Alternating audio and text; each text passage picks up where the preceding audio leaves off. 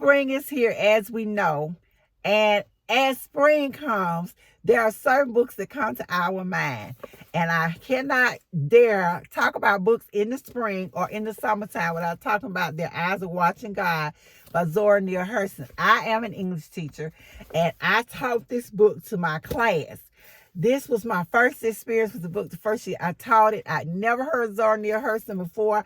I never read the book. I gave it to my students for punishment. I did. I said, okay, you're talking. So, and this sounds terrible, but I had a whole lot of copies of it. It was my first year teaching 11th grade English.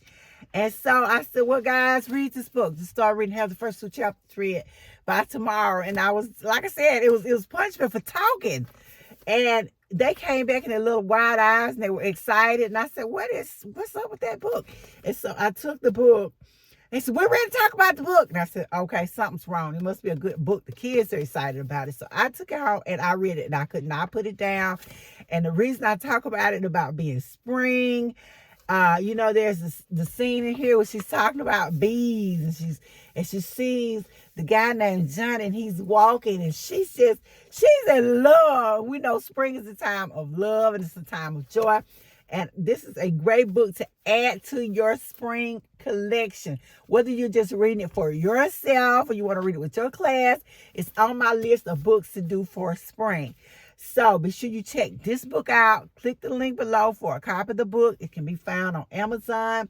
I got it from, at the time, I got it from my local college because I was reading it when I was in college. I have several other copies of it that I did purchase from Amazon. And I just have to tell you, don't miss out on this book. It is a fantastic book. Read it with your class or just read it for yourself. And it talks about love, and it talks about the survival of the human spirit. And it's a great book also for Women's History Month. So do not let this opportunity pass you by. Get this book, share it with your students, or just keep it to yourself.